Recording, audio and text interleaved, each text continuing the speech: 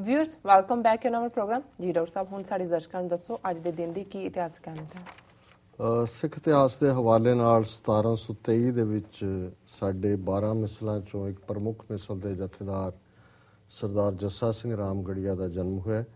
1802 ਦੇ ਵਿੱਚ ਉਹਨਾਂ ਨੇ ਚੜ੍ਹਾਈ ਕੀਤੀ। ਬੜੇ ਬਹਾਦਰ ਜਰਨੈਲ ਹੋਏ ਨੇ। ਬਹੁਤ ਵੱਡਾ ਇਲਾਕਾ ਇਹਨਾਂ ਨੇ ਫਤਿਹ ਕੀਤਾ ਔਰ ਕਿਵੇਂ ਭਾਵੇਂ ਮਤਭੇਦ ਵੀ ਹੁੰਦੇ ਨੇ ਪਰ ਮੁਸੀਬਤ ਦੇ ਵੇਲੇ ਸਿੱਖ ਜਿਹੜਾ ਹੈ ਉਹ ਆਪਣੇ ਸਿੱਖ ਭਰਾਵਾਂ ਦੇ ਨਾਲ ਆ ਕੇ ਖਲੋਂਦਾ ਹੈ। ਇਹ ਵੀ ਸਰ ਜੱਸਾ ਸਿੰਘ ਰਾਮਗੜੀਆ ਦੇ ਜੀਵਨ ਦਾ ਇੱਕ ਅਹਿਮ ਵਾਕਿਆ। ਸੋ ਉਹਨਾਂ ਨੇ 1802 'ਚ ਚੜ੍ਹਾਈ ਕੀਤੀ ਜਦੋਂ ਕਿ ਮਹਾਰਾਜਾ ਰਣਜੀਤ ਸਿੰਘ 1799 'ਚ ਲਾਹੌਰ ਦੇ ਤਖਤ ਤੇ ਕਾਬਜ਼ ਹੋ ਗਏ ਸੀ। ਸੋ ਇਹ ਸਾਡੇ ਉਸ ਦੌਰ ਦੇ ਬਹਾਦਰ ਜਰਨੈਲ ਨੇ ਜਿਨ੍ਹਾਂ ਨੇ ਦਿੱਲੀ ਫਤਿਹ ਵੇਲੇ ਜਿਹੜਾ ਹੈ ਉਹ ਕਿਉਂਕਿ ਦਿੱਲੀ ਦਾ ਉੱਪਰਲਾ ਤਾਂ ਲੈ ਗਿਆ ਸੀ ਤਖਤ ਪੀਕੌਕ ਜਿਹਨੂੰ ਤਖਤੇ ਤਾਊਸ ਕਹਿੰਦੇ ਨੇ ਨਾਦਰ ਸ਼ਾਹ, ਪਰ ਉਹਦੀ ਉਹ ਜਿਹੜੀ ਸਲੈਬ ਸੀ ਜਿਹਦੇ ਉੱਤੇ ਉਹ ਤਖਤ ਟਿਕਿਆ ਸੀ ਉਹਨੂੰ ਜੱਸਾ ਸਿੰਘ ਰਾਮਗੜੀਆ ਪੁੱਟ ਲਿਆਇਆ ਸੀ। ਔਰ ਅੱਜ ਵੀ ਜਦੋਂ ਤੁਸੀਂ ਬੁੰਗਾ ਰਾਮਗੜੀਆ ਦੇਖਦੇ ਹੋ ਸ੍ਰੀ ਹਰਿਮੰਦਰ ਸਾਹਿਬ ਕੰਪਲੈਕਸ ਦੇ ਵਿੱਚ ਜਿੱਥੇ ਮਹਾਰਾਜ ਦਾ ਪ੍ਰਕਾਸ਼ ਹੈ ਉਹਦੇ ਥੱਲੇ ਉਹ ਸਲੈਬ ਲੱਗੀ ਹੋਈ ਹੈ ਜਿਹੜੀ ਦਿੱਲੀ ਦੇ ਤਖਤ ਦੀ ਲਿਆਂਦੀ ਹੈ ਪੁੱਟ ਕੇ। ਸੋ ਇਹ ਜਿਹੜਾ ਇਹ ਜਵਾਬ ਸੀ ਕਿ ਕਦੇ ਇਸੇ ਦਿੱਲੀ ਚੋਂ ਗੁਰੂ ਤੇਗ ਬਹਾਦਰ ਸਾਹਿਬ ਦੀ ਸ਼ਹਾਦਤ ਦੇ ਹੁਕਮ ਨਿਕਲੇ ਸਨ, ਜ਼ੁਲਮ ਹੋਏ ਸਨ, ਪਰ ਰਾਜ ਸ਼ਕਤੀ ਦਾ ਕ੍ਰਿਸ਼ਮਾ ਹੁੰਦਾ। 1739 ਦੇ ਵਿੱਚ ਸਿੱਖਾਂ ਨੇ ਨਾਦਰ ਸ਼ਾਹ ਨੂੰ ਜਿਹੜਾ ਕਿ ਇਰਾਨੀ ਸੀ ਦਿੱਲੀ ਨੂੰ ਲੁੱਟ ਪੁੱਟ ਕੇ ਜਿਹੜਾ ਉਹ ਜਾ ਰਿਹਾ ਸੀ, ਅਜ਼ਮਤ ਲੁੱਟ ਕੇ ਲਿਜਾ ਰਿਹਾ ਸੀ ਬਹੁ ਬੇਟੀਆਂ ਧਰਤੀ ਦੀਆਂ ਔਰ ਨਾਦਰ ਸ਼ਾਹ ਤੇ ਹਮਲਾ ਕਰਕੇ ਨਾਦਰ ਸ਼ਾਹ ਨੂੰ ਸਿੱਖਾਂ ਨੇ ਜਿਹੜਾ ਉਹਦਾ ਲੁੱਟ ਦਾ ਮਾਲ ਵੀ ਹੌਲਾ ਕੀਤਾ ਔਰ ਉਹਨੂੰ ਇਹ ਦੱਸਿਆ ਕਿ ਵੀ ਇਸ ਧਰਤੀ ਦੇ ਉੱਤੇ ਅਣਖ ਜਿਉਂਦੀ ਹੈ। 1834 ਦੇ ਵਿੱਚ ਅੱਜ ਦੇ ਦਿਨ ਸਰ ਹਰੀ ਸਿੰਘ ਨਲੂਆ ਜਨਰਲ ਉਹਨਾਂ ਦੀ ਅਗਵਾਈ 'ਚ ਸਿੱਖਾਂ ਨੇ ਪੇਸ਼ਾਵਰ ਫਤਿਹ ਕੀਤਾ ਤੇ ਫਿਰ ਸਾਰਾ ਜਿਹੜਾ ਅੱਜ ਏਜੰਸੀ ਏਰੀਆ ਦਰਾ ਖੈਬਰ ਜਮਰੌਤ ਤੱਕ ਇਸ ਨੂੰ ਜਿਹੜਾ ਹਰੀ ਸਿੰਘ ਨਲੂਏ ਨੇ ਗਵਰਨਰ ਪੇਸ਼ਾਵਰ ਦੇ ਤੌਰ ਤੇ ਗਵਰਨ ਕੀਤਾ। 1948 ਦੇ ਵਿੱਚ ਜਿਹੜੀਆਂ 8-9 ਸਟੇਟਾਂ ਜਿਹੜੀਆਂ ਅੰਗਰੇਜ਼ ਇੰਡੀਪੈਂਡੈਂਟ ਕਰਕੇ ਗਏ ਭਾਵੇਂ 570 ਸੀ ਭਾਰਤ ਦੇ ਵਿੱਚ ਸਿੱਖ ਰਿਆਸਤਾਂ ਦੇ ਹਵਾਲੇ ਨਾਲ ਪਟਿਆਲਾ, ਨਾਭਾ, ਜੀਂਦ, ਫਰੀਦਕੋਟ, ਕਲਸੀਆਂ, ਕਪੂਰਥਲਾ ਤੇ ਮਲੇਰਕੋਟਲਾ ਇਹਨਾਂ ਨੂੰ ਮਿਲਾ ਕੇ ਜਿਹੜਾ ਪੈਪਸੂ ਸਟੇਟ ਬਣਾਈ ਗਈ ਜਿਹੜੀ ਕਿ ਬਾਅਦ 'ਚ 1 ਨਵੰਬਰ 1959 ਨੂੰ ਤੋੜ ਕੇ ਫਿਰ ਪੰਜਾਬ 'ਚ ਬਣਾ ਦਿੱਤੀ ਗਈ। ਵਰਲਡ ਹਿਸਟਰੀ ਦੇ ਹਵਾਲੇ ਨਾਲ 1494 ਦੇ ਵਿੱਚ ਕੋਲੰਬਸ ਨੇ ਜਮਾਇਕਾ ਲੱਭਿਆ। ਜਿਵੇਂ ਅਮਰੀਕਾ ਲੱਭਿਆ ਸੀ ਨਿਊ ਵਰਲਡ ਦੇ ਲਈ ਤੁਰੇ ਹੋਏ ਸੀ ਲੱਭਣ ਲਈ, ਇਵੇਂ ਜਮਾਇਕਾ ਅੱਜ ਵੀ ਜਦੋਂ ਤੁਸੀਂ ਇੰਗਲੈਂਡ 'ਚ ਜਾਓ ਤੇ ਗੋਰਿਆਂ ਤੋਂ ਬਾਅਦ ਸ਼ਾਇਦ ਨੈਕਸਟ ਜਿਹੜੀ ਪਾਪੂਲੇਸ਼ਨ ਹੈ ਉੱਥੇ ਉਹ ਜਮਾਇਕਨਸ ਦੀ ਹੈ, ਕਾਲੇ ਨੇ, ਕਿਉਂਕਿ ਉੱਥੇ ਪਹਿਲਾਂ ਲੱਭਿਆ ਫਿਰ ਉਹਨਾਂ ਨੂੰ ਗੁਲਾਮ ਬਣਾ ਕੇ ਇੰਗਲੈਂਡ 'ਚ ਲਿਆਏ ਗੋਰੇ, ਹੁਣ ਉੱਥੇ ਪੱਕੇ ਬੈਠੇ ਨੇ ਔਰ ਇਹ ਕੋਲੰਬਸ ਦੀ ਨਵੀਂ ਲੱਭਤ ਸੀ ਅਮਰੀਕਾ ਤੋਂ ਬਾਅਦ। 1809 ਦੇ ਵਿੱਚ ਸਵਿਟਜ਼ਰਲੈਂਡ ਚੋਂ ਯਹੂਦੀਆਂ ਨੂੰ ਜਿਹੜਾ ਹੈ ਉਹ ਬਾਹਰ ਕੱਢਿਆ ਗਿਆ, ਸਿਟੀਜ਼ਨਸ਼ਿਪ ਦਾ ਰਾਈਟ ਉਹਨਾਂ ਤੋਂ ਖੋਹ ਲਿਆ ਗਿਆ। 1821 ਚ ਨੈਪੋਲੀਅਨ ਦੀ ਡੈਥ ਹੋਈ। 1865 ਚ ਅੱਜ ਦੇ ਦਿਨ ਅਮਰੀਕਾ ਨੇ ਸਲੇਵਰੀ ਜਾਂ ਗੁਲਾਮੀ ਜਿਹੜੀ ਹੈ ਉਹ ਖਤਮ ਕੀਤੀ, ਅਬੋਲਿਸ਼ ਕੀਤੀ। 1912 ਚ ਕਮਿਊਨਿਸਟਾਂ ਨੇ ਆਪਣੀ ਅਖਬਾਰ ਇੱਕ ਕੱਢੀ ਪ੍ਰਵਦਾ ਜਿਹੜੀ ਹੁਣ ਤੱਕ ਚੱਲਦੀ ਰਹੀ। 1991-92 ਚ ਬੰਦ ਹੋ ਗਈ ਸੀ, ਹੁਣ ਸ਼ਾਇਦ ਫਿਰ ਸ਼ੁਰੂ ਹੋ ਗਈ ਹੋਣੀ ਹੈ। ਔਰ ਜਦੋਂ ਇੰਦਰਾ ਗਾਂਧੀ ਨੇ ਘੱਲੂਘਾਰਾ 84 ਵਰਤਾਇਆ ਤੇ ਸਭ ਤੋਂ ਪਹਿਲਾਂ ਜਿਨ੍ਹਾਂ ਨੇ ਮੁਬਾਰਕਬਾਦ ਦਿੱਤੀ ਔਰ ਇਸ ਖਬਰ ਨੂੰ ਬੜੀ ਪ੍ਰੋਮੀਨੈਂਸ ਨਾਲ ਲਾਇਆ ਉਹ ਪ੍ਰਵਦਾ ਅਖਬਾਰ ਸੀ। ਸੋ ਜ਼ਾਹਰ ਹੈ ਕਿ ਇੰਦਰਾ ਗਾਂਧੀ ਸਟੂਜ ਸੀ ਇਹਨਾਂ ਦੀ, ਕਾਮਰੇਡਾਂ ਦੀ ਵੀ, ਕਮਿਊਨਿਸਟਾਂ ਦੀ, ਸੋਵੀਅਤ ਯੂਨੀਅਨ ਦੀ, ਔਰ ਸੋਵੀਅਤ ਯੂਨੀਅਨ ਦੀ ਇੰਟੈਲੀਜੈਂਸ ਏਜੰਸੀ KGB ਦਾ ਵੀ ਬਰਾਬਰ ਰੋਲ ਸੀ ਇੰਡੀਅਨ ਇੰਟੈਲੀਜੈਂਸ ਰਾਹ ਦੇ ਨਾਲ ਦਰਬਾਰ ਸਾਹਿਬ ਤੇ ਹਮਲਾ ਕਰਾਉਣ ਦੇ ਵਿੱਚ। 1920 ਦੇ ਵਿੱਚ ਅਮਰੀਕਨ ਪ੍ਰੈਜ਼ੀਡੈਂਟ ਵਿਲਸਨ ਨੇ ਕਮਿਊਨਿਸਟ ਲੇਬਰ ਪਾਰਟੀ ਨੂੰ ਅਮਰੀਕਾ ਦੇ ਵਿੱਚ ਜਿਹੜਾ ਬੈਨ ਕੀਤਾ, ਪਾਬੰਦੀ ਲਾਈ।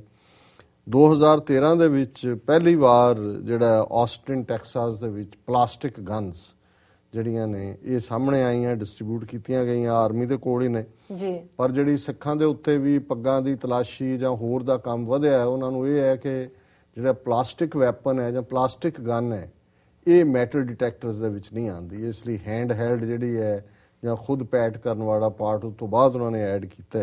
ਸੋ ਇਹ 2013 ਦੇ ਵਿੱਚ ਪਲਾਸਟਿਕ ਗਨਸ ਸਾਹਮਣੇ ਆਈਆਂ। ਜੀ ਡਾਕਟਰ ਸਾਹਿਬ ਤੁਹਾਡਾ ਬਹੁਤ ਬਹੁਤ ਧੰਨਵਾਦ। ਸਾਡਾ ਅੱਜ ਦਾ ਪਹਿਲਾ ਸਵਾਲ ਹੈ, ਲਦਾਖ ਦੀ ਇੱਕੋ ਇੱਕ ਲੋਕ ਸਭਾ ਸੀਟ ਲਈ ਵੋਟਾਂ ਪੈਣ ਤੋਂ ਠੀਕ ਪਹਿਲਾਂ ਚੀਨ ਫੌਜ ਦੇ ਹੈਲੀਕਾਪਟਰਾਂ ਨੇ ਚੁਮਰ ਇਲਾਕੇ ਵਿੱਚ ਘੁਸਪੈਠ ਕੀਤੀ, ਕੀ ਸੁਨੇਹਾ ਦੇ ਰਿਹਾ ਹੈ ਚੀਨ? ਜੀ ਡਾਕਟਰ ਸਾਹਿਬ ਦੇਖੋ ਇਹ ਖਬਰ ਹੁਣ ਕੋਈ ਅਸੀਂ ਨਹੀਂ ਬਣਾਈ, ਲਦਾਖ ਜਿਹੜਾ ਸਭ ਤੋਂ ਵੱਡਾ ਏਰੀਆ ਹੈ ਵੋਟਾਂ ਦੇ ਲਿਹਾਜ਼ ਨਾਲ ਔਰ ਇਹ ਟ੍ਰਿਬਿਊਨ ਦੀ ਖਬਰ ਹੈ। Ahead of polls Chinese copters intrude into Ladakh ਕਿ ਚੋਣਾਂ ਤੋਂ ਪਹਿਲਾਂ ਚਾਈਨਾ ਦੇ ਜਿਹੜੇ ਫੌਜੀ ਹੈਲੀਕਾਪਟਰ ਨੇ ਉਹਨਾਂ ਨੇ ਇਲਾਕੇ 'ਚ ਘੁਸਪੈਠ ਕੀਤੀ ਜੀ। ਹੁਣ ਇਸ ਖਬਰ ਦਾ ਹੀ ਇਹ ਕਹਿਣਾ ਹੈ ਕਿ ਵੀ ਇਹ ਜਿਹੜਾ 3 ਮਈ ਨੂੰ ਇਹ ਘਟਨਾ ਹੋਈ ਹੈ ਔਰ 3 ਹੈਲੀਕਾਪਟਰ ਜਿਹੜੇ ਨੇ ਚਾਈਨਾ ਦੇ ਫੌਜੀ ਹੈਲੀਕਾਪਟਰ ਉਹ ਚੂਮਰ ਏਰੀਆ ਦੇ ਵਿੱਚ ਆਏ ਔਰ ਰੈਕੀ ਯਾਨੀ ਉਸ ਥਾਂ ਦੀ ਉਹਨਾਂ ਨੇ ਸਾਰਾ ਸਰਵੇ ਕੀਤਾ ਫॉर ਸਮ ਟਾਈਮ। ਇਹ ਨਹੀਂ ਵੀ ਆਏ ਤਾਂ ਵੜ ਕੇ ਨਿਕਲ ਗਏ, ਉਹਨਾਂ ਨੇ ਸਮਾਂ ਗੁਜ਼ਾਰਿਆ।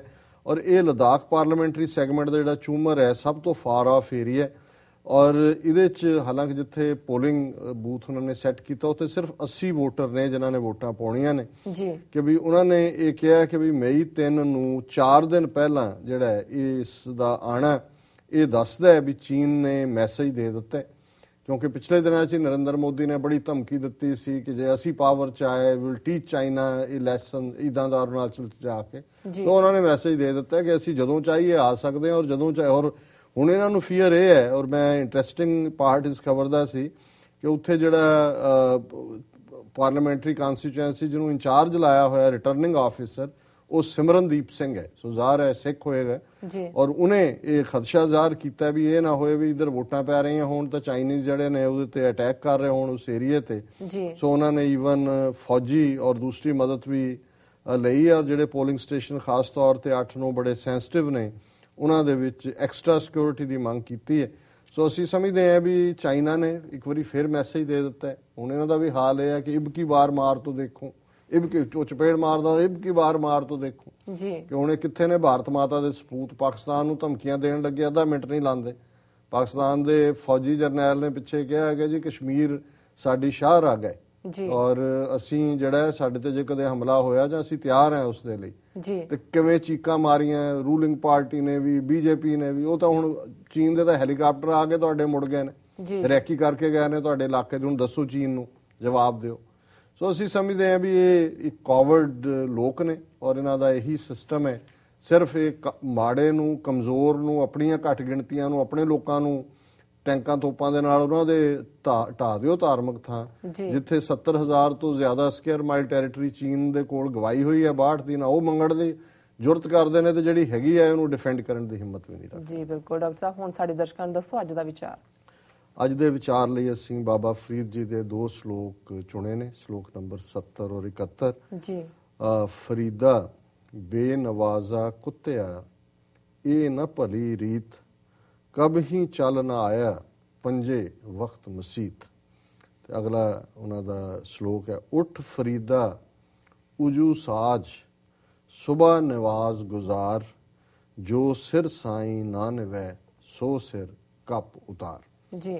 ਹੁਣ ਬਾਬਾ ਫਰੀਦ ਬੇਸ਼ੱਕ ਸੂਫੀ ਪਰੰਪਰਾ ਦੇ ਮੋਢੀਆਂ ਚੋਂ ਅਸੀਂ ਉਹਨਾਂ ਨੂੰ ਮੰਨਦੇ ਹਾਂ ਪਰ ਉਹ ਪੂਰੇ 5 ਵਕਤ ਦੇ ਨਮਾਜ਼ੀ ਔਰ ਅੱਲਾ ਦੇ ਉਸ ਇਸਲਾਮ ਦੇ ਮਜ਼ਹਬ ਦੇ ਵਿੱਚ ਯਕੀਨ ਰੱਖਣ ਵਾਲੇ ਸਨ।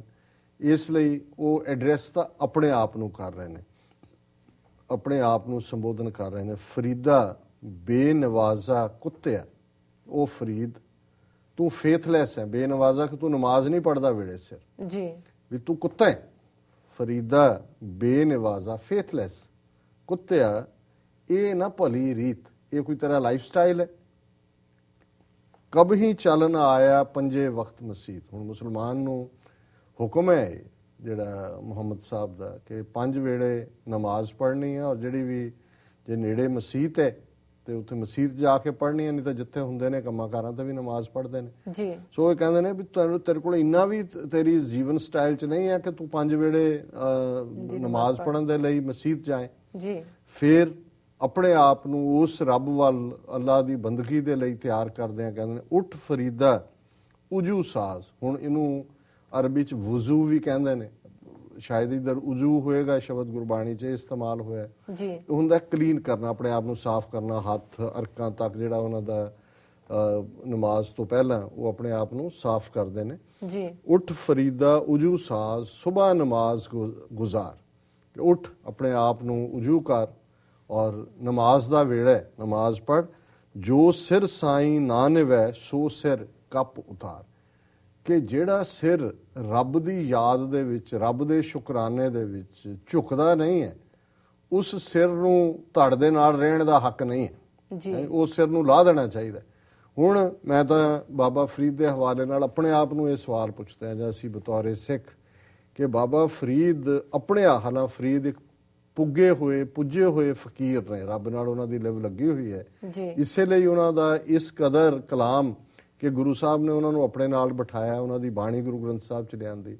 ਤੇ ਜਿਹੜੇ ਬਾਬਾ ਫਰੀਦ ਇਸ ਕਦਰ ਰੱਬ ਨਾਲ ਜੁੜੇ ਨੇ, ਉਹ ਵੀ ਆਪਣੇ ਆਪ ਨੂੰ ਰਿਮਾਈਂਡਰ ਦਿੰਦੇ ਨੇ ਦੋਵੇਂ ਵੇਲੇ ਕਿ ਦੇਖੀ ਕਿਤੇ ਆਪਣੀ ਨਮਾਜ਼ ਜਿਹੜੀ ਹੈ ਉਹ ਨਾ ਕਜ਼ਾ ਕਰ ਲਈ, ਨਮਾਜ਼ ਤੋਂ ਨਾ ਭੁੱਲ ਜਾਏ, ਜਾਂ ਕਿਤੇ ਮਸੀਤ ਜਾਣ ਦੇ ਨੂੰ ਮਿਸ ਨਾ ਕਰ ਲਈ।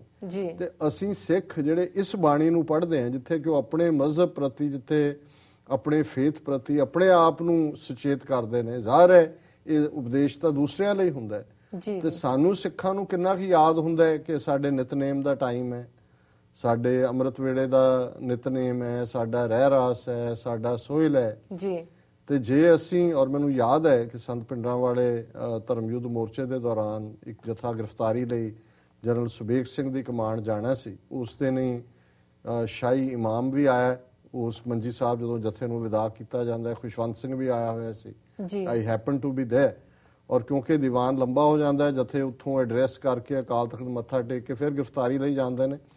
ਤੇ ਸ਼ਾਹੀ ਇਮਾਮ ਜਿਹੜਾ ਉਹ ਵਿੱਚੋਂ ਉੱਠ ਕੇ ਚਲਾ ਗਿਆ, ਉਹਨੇ ਆਪਣਾ ਕਿਹਾ ਔਰ ਉਹਨਾਂ ਨੇ ਕਿਹਾ ਜੀ ਮੇਰੇ ਨਮਾਜ਼ ਦਾ ਟਾਈਮ ਹੈ ਤੇ ਮੈਂ ਹੁਣ ਜਾਣਾ ਹੈ। ਤੇ ਸੰਤ ਪਿੰਡਾਂ ਵਾਲੇ ਨੇ ਆਪਣੇ ਐਡਰੈਸ ਦੇ ਵਿੱਚ ਕਿਹਾ ਕਿ ਸਾਨੂੰ ਇਹ ਇਮਾਮ ਤੋਂ ਸਿੱਖਣ ਦੀ ਲੋੜ ਹੈ ਕਿ ਉਹਨਾਂ ਦੀ ਨਮਾਜ਼ ਦਾ ਟਾਈਮ ਹੈ ਔਰ ਉਹਨਾਂ ਨੇ ਇੰਨੀ ਵੱਡੇ ਇਕੱਠ ਚੋਂ ਵੀ ਆਪਣਾ ਉਹ ਟਾਈਮ ਜਿਹੜਾ ਹੈ ਉਸ ਨੂੰ ਵੇਸਟ ਨਹੀਂ ਕੀਤਾ। ਤੇ ਅਸੀਂ ਕਿੰਨਾ ਕੁ ਸਾਨੂੰ ਨਿਤਨੇਮ ਯਾਦ ਹੁੰਦਾ ਹੈ ਜਾਂ ਅਸੀਂ ਕਿੰਨਾ ਕੁ ਆਪਣੇ ਗੁਰੂ ਦੇ ਨਾਲ ਜੁੜਦੇ ਹਾਂ। ਸੋ ਮੈਂ ਸਮਝਦਾ ਵੀ ਬਾਬਾ ਫਰੀਦ ਦੇ ਸ਼ਲੋਕ ਸਾਡੇ ਲਈ ਰਿਮਾਈਂਡਰ ਨੇ ਕਿ ਅਸੀਂ ਆਪਣੇ ਨੇਮ ਜੀਵਨ ਦਾ ਡਿਸਿਪਲਨ, ਨਿਤਨੇਮ, ਗੁਰੂ ਦੀ ਬਾਣੀ ਦਾ ਪਿਆਰ, ਇਸ ਨੂੰ ਜਿਹੜਾ ਹੈ ਪੂਰੇ ਈਮਾਨ ਦੇ ਨਾਲ, ਪੂਰੀ ਲਗਾਤਾਰਤਾ ਨਾਲ, ਡਿਸਿਪਲਨਬੱਧ ਹੋ ਕੇ, ਇਹ ਕੋਈ ਰਿਚੁਅਲ ਨਹੀਂ ਹੈ ਕਿ ਅਸੀਂ ਕੋਈ ਉਹ ਮੰਤਰ ਪੜ੍ਹਨੇ ਨੇ, ਪਰ ਜਿੱਥੇ ਅਸੀਂ ਇੰਨੇ ਕੰਮ ਕਰਦੇ ਹਾਂ ਜੇ ਸਾਡੇ ਲਈ ਉਹ ਅਸੀਂ ਨਿਤਨੇਮ ਲਈ ਵਕਤ ਨਾ ਕੱਢ ਸਕੀਏ ਤੇ ਫਿਰ ਜਿਵੇਂ ਬਾਬਾ ਫਰੀਦ ਨੇ ਕਿਹਾ ਕਿ ਜੋ ਸਿਰ ਸਾਈਂ ਨਾ ਨਿਵੇ ਸੋ ਸਿਰ ਕੱਪ ਉਤਾਰ। ਇਹ ਬਹੁਤ ਸਖਤ ਸਜ਼ਾ ਹੈ ਵੀ ਸਿਰ ਚੌਪ ਆਫ ਕਰ ਦਿਓ ਵੀ ਜਿਹੜਾ ਰੱਬ ਦੀ ਯਾਦ ਦੇ ਵਿੱਚ ਝੁਕਦਾ ਨਹੀਂ ਹੈ। ਸੋ ਇਹ ਅੱਜ ਦਾ ਵਿਚਾਰ ਹੈ। ਡਾਕਟਰ ਸਾਹਿਬ ਤੁਹਾਡਾ ਬਹੁਤ ਬਹੁਤ ਧੰਨਵਾਦ, ਤੁਸੀਂ ਅੱਜ ਦਾ ਵਿਚਾਰ ਸਾਡੇ ਦਰਸ਼ਕਾਂ ਨਾਲ ਸਾਂਝਾ ਕੀਤਾ। ਵੀਅਰਸ, ਸਾਡੇ ਪ੍ਰੋਗਰਾਮ ਦਾ ਸਮਾਂ ਇੱਥੇ ਸਮਾਪਤ ਹੁੰਦਾ। ਤੁਸੀਂ ਆਪਣੀ ਰਾਏ ਤੇ ਸੁਝਾਅ ਸਾਨੂੰ ਭੇਜਣਾ ਨਾ ਭੁੱਲਣਾ ਸਾਡੇ ਇਸ ਪਤੇ ਤੇ SOS@tvh4 ਤੇ ਅਸੀਂ ਆਪਣਾ ਪ੍ਰੋਗਰਾਮ ਲੈ ਕੇ ਫਿਰ ਤੁਹਾਡੇ ਰੂਬਰੂ ਹੋਵਾਂਗੇ। ਤਦ ਤੱਕ ਲਈ ਮੈਨੂੰ ਤੇ ਆਪਣੇ ਡਾਕਟਰ ਸਾਹਿਬ ਨੂੰ ਆਗਿਆ ਦਿਓ। ਵਾਹਿਗੁਰੂ ਜੀ ਕਾ ਖਾਲਸਾ, ਵਾਹਿਗੁਰੂ ਜੀ ਕੀ ਫਤਿਹ।